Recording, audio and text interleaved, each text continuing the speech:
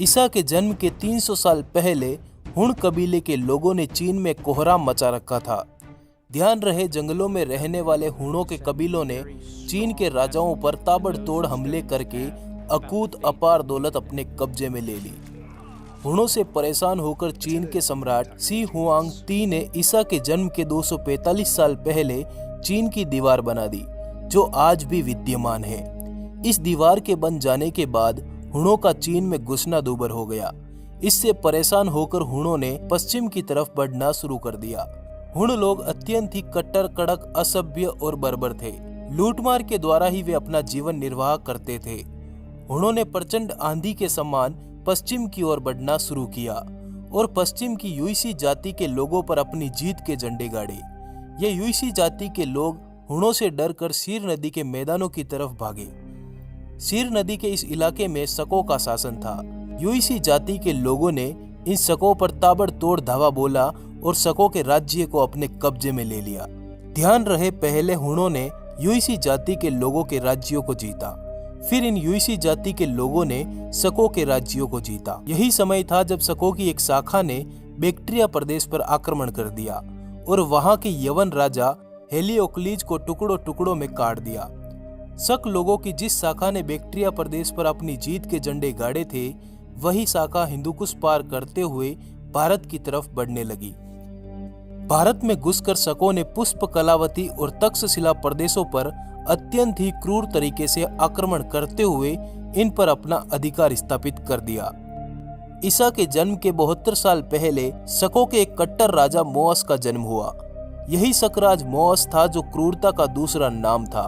अपनी अत्यंत विनाशक सेना के साथ मोअस ने मथुरा, महाराष्ट्र, उज्जैन पर भयभीत करने वाला हमला किया।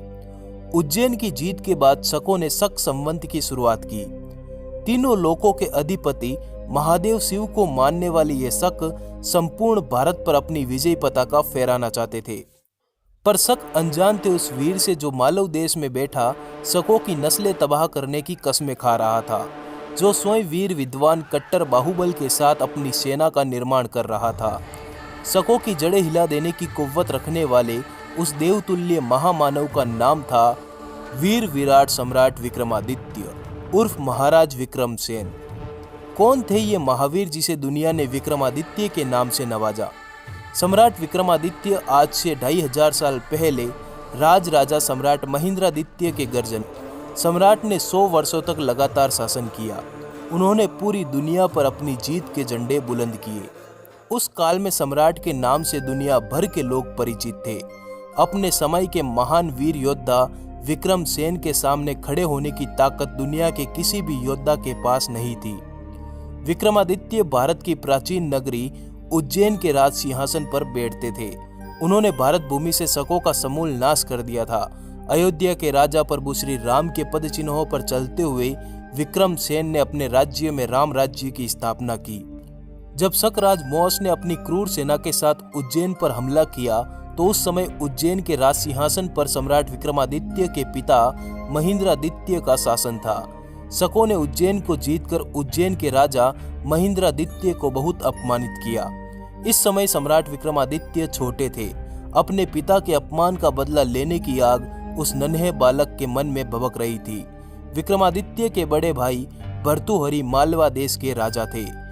भर्तृहरि ने 40 ईसा पूर्व अपना राज्य त्याग कर वैराग्य धारण करके हरिद्वार की तरफ निकल गए। अब सम्राट विक्रमादित्य भी बड़े हो चुके थे। एक सुगठित शरीर का स्वामी विक्रम एक महान योद्धा बन चुका था। धनुष, खड्ग, असी, त्रिशूल, परशु आदि शस्त्र विद्या में उनका कोई सानी नहीं था। यही समय था जब सम्राट विक्रमादित्य मालवा देश के राजा बने। राजा बनते ही सम्राट ने अपने राज्य के शकों की बस्तियों पर धमाधम धावे बोले। उन्होंने मालवा प्रदेश से शकों का समूल नाश कर दिया। इसी समय सम्राट विक्रमादित्य ने विक्रम संवत की शुरुआत करते हुए संपूर्ण भारत से शकों के समूल नाश की प्रतिज्ञा की। अब सम्राट विक्रमादित्य जंगलों की तरफ निकल पड़े। यहीं पर सम्राट ने जंगलों में रहने वाली जातियों को एकत्रित करके भैरव सेना का निर्माण किया। देश के कोने कोने में बने शिव मंदिरों में भैरव सेना के केंद्र बनाए गए। कहते हैं कि ये भैरव सेना काल का दूसरा रूप थी। हर तरह के युद्ध में माहिर ये भैरव सेना दुश्मनों के लिए मौत के समान थी। इस समय सम्राट विक्रमादित्य के पास विश्व की सबसे शक्तिशाली सेना थी, जो अपने अंतिम परिणाम में मात्र जीत ही चाहती थी। इसी सेना के साथ सम्राट विक्रमादित्य ने संपूर्ण भारत की भूमि को विदेशी शासकों से मुक्त कराने के लिए एक बृहत्तर अभियान चलाया। इसी समय उज्जैन के महाकुंभ का समय आया। संपूर्ण भारत की भैरव सेना उज्जैन पहुंची। महाकुंभ का स्नान होते ही ये भैरव सेना शकों पर काल बनकर टूट पड़ी। इस समय संपूर्ण भारत में 4 महाशक राजों का राज्य था। भैरव सेना ने इन चारों शक राजों को बंदी बनाकर सम्राट विक्रमादित्य के सामने उज्जैन लाया। यहीं पर इन शकों को समाप्त कर दिया गया। भैरव सेना ने संपूर्ण भारत में ऐसी विजयी पताका फहराई कि भारत के चप्पे चप्पे से शकों का नाश कर दिया गया। इन्हीं 40 से 50 वर्षों में राजा विक्रमसेन अखंड भारत पर एक छत्र शासन स्थापित करने वाले राजा विक्रमादित्य की उपाधि धारण की।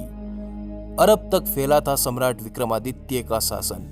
महाराजा विक्रमादित्य का सविस्तार वर्णन भविष्य पुराण और स्कंद पुराण में मिलता है। विक्रमादित्य के बारे में प्राचीन अरब साहित्य में भी विस्तार से वर्णन मिलता है। उस वक्त उनका शासन अरब देश तक फैला था। दरअसल विक्रमादित्य का शासन अरब और मिस्र देश तक फैला था और संपूर्ण धरती के लोग उनके नाम से परिचित थे। इतिहासकारों के अनुसार उज्जैन के सम्राट विक्रमादित्य का राज्य भारतीय उपमहाद्वीप के अलावा ईरान, इराक और अरब देश में भी था। विक्रमादित्य की अरब विजय का वर्णन अरबी कवि जरहाम किंतोई ने अपनी पुस्तक शेर उल ओकुल में किया है। पुराणों और अन्य इतिहास ग्रंथों के अनुसार यह पता चलता है कि अरब और मिस्र देश भी विक्रमादित्य के अधीन थे। तुर्की के इस्तांबुल शहर की प्रसिद्ध लाइब्रेरी मकतब-ए-सुल्तानिया में एक ऐतिहासिक ग्रंथ पढ़ा है जिसका नाम है शेर उल ओकुल। उसमें राजा विक्रमादित्य से संबंधित एक शिलालेख का उल्लेख है जिसमें कहा गया है कि वे लोग बड़े ही भाग्यशाली हैं जो उस समय में जन्मे और राजा विक्रम के राज्य में जीवन व्यतीत किया।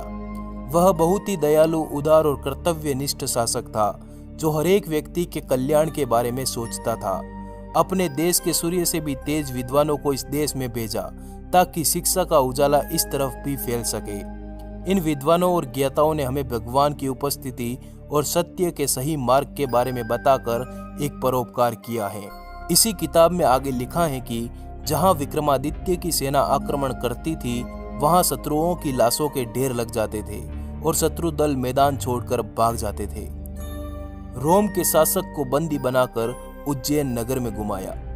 ज्योतिर्विद्या भरण नामक ग्रंथ में उल्लेख मिलता है कि रोम देश के शासक जूलियस सीजर को विक्रम संवत 24 को सम्राट विक्रमादित्य ने अपनी जीत के झंडे रोम देश में गाड़े, जहां से रोम देश के राजा सक्रात जूलियस सीजर को बंदी बनाकर उज्जैन नगर लाया गया और संपूर्ण नगर में घुमाया गया। रोम देश में भी इस घटना का बराबर उल्लेख मिलता है। उनका लिखना है कि रोम के समुद्र से आई उस भयानक सेना ने हमारे राजा का अपहरण कर लिया।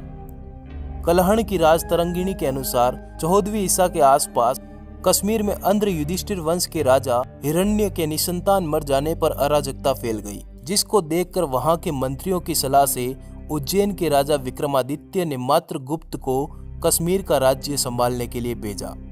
नेपाली राजवंशावली के अनुसार नेपाल के राजा अंशुवर्मन के समय उज्जैन के राजा विक्रमादित्य के नेपाल आने का उल्लेख मिलता है। कहां से पढ़े सम्राट विक्रमादित्य का इतिहास? यह हमारे बच्चों का दुर्भाग्य है कि हमारे भारत के इस महान सम्राट के बारे में इतिहास में कोई जानकारी नहीं मिलती, पर हमारे ग्रंथों में सम्राट विक्रमादित्य का बराबर उल्लेख मिलता है। बेताल 25 और सिंहासन 32 की उन महान कथाओं में सम्राट विक्रमादित्य के इतिहास को अच्छे से जाना जा सकता है। डिमांडिंग पंडित का भारत सरकार से अनुरोध है कि जल्द से जल्द इतिहास में हमारे इन महान सम्राट को उच्चतम दर्जा दिया जाए। दोस्तों, इस वीडियो को अधिक से अधिक लाइक जरूर करिएगा ताकि ये वीडियो दूर दूर तक जाए। धन्यवाद, जुड़े रहिए।